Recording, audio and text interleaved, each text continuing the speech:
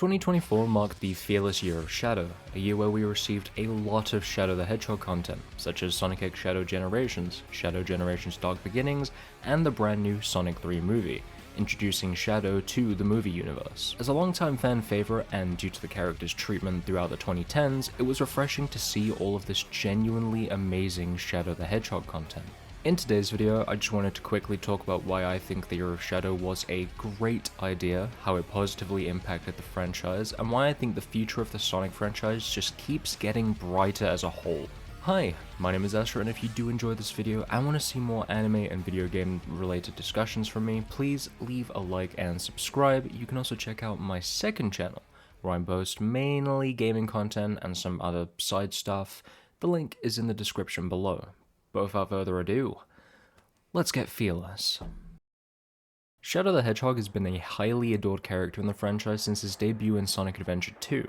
He's such a cool character even from a surface level. His design, the way he carries himself, even under all of that he has a much loved story of tragedy and loss, trying to find himself and discover who he is after losing Maria.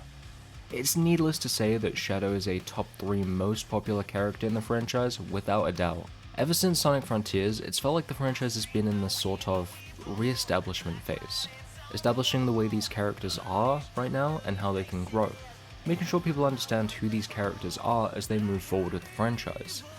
This year specifically has really felt like a re-establishment of Shadow's character, since the 2010s really didn't have Shadow do much. He was just kind of Sonic's edgy rival whenever he showed up in a game. So I imagine a lot of newer fans who didn't play the older games he was introduced in don't really know much about the guy himself, so it makes sense for them to have made the content that they have about him. Because of this, I think Shadow Generations and Dark Beginnings do a great job at re-establishing Shadow's story for newer fans or just fans who didn't play the older games. They give you everything you need to know about who Shadow is. His time aboard the Ark, his connection to Maria, his connection to Black Doom, and Shadow Gens even set Shadow in a new direction for his character, as we might see him finally start to move on and not let his past torment him anymore.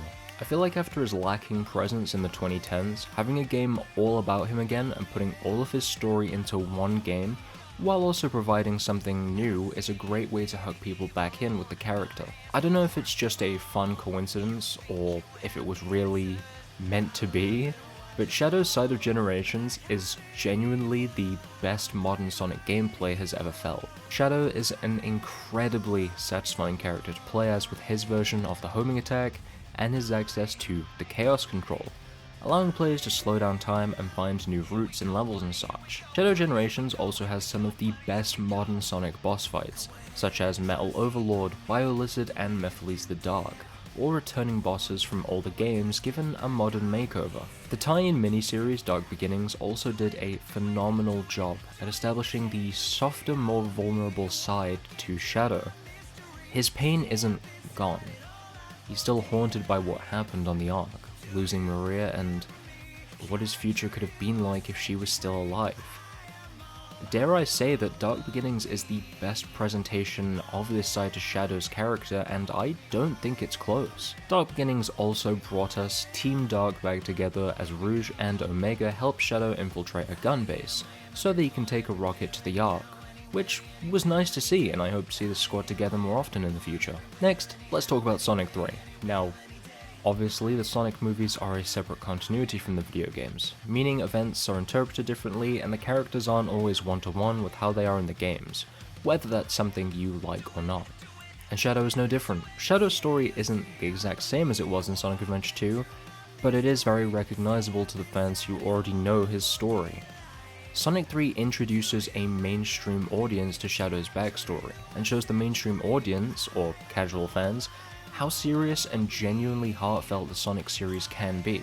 And I dare say that Shadow's story in Sonic 3, along with just the incredible action sequences, probably got a lot of people interested in checking out the Sonic video games, which is the best outcome you can get when it comes to making a video game adaptation. These adaptations should make not only current fans, but also new fans want to play the games more, to see what they've missed out on, or to dive deeper into a series than they were before. I saw the Sonic 3 movie a few days ago, and it was an absolutely fantastic movie, and a blast from beginning to end. I won't spoil anything for you since I'd rather you all experience the joy firsthand. Throughout the 2010s, Sonic games did really start to feel like Sonic was doing everything. That a lot of the other characters weren't nearly as important or needed as he was. So to have Frontiers and Shadow Generations give us focus from these characters has been a breath of fresh air. In Frontiers we had Tails, Amy and Knuckles helping Sonic to stop the end, and in Shadow Generations we have Shadow dealing with Black Doom's return, while Sonic is still dealing with the Time Eater. It just feels nice to have all these characters feel useful again. The year of Shadow has generally been great, and it's led a lot of people to speculate who'll be next if we even get something similar to this in the future. Well, time will only tell. A lot of people have expressed interest in Silver getting his own focal year, which would be awesome.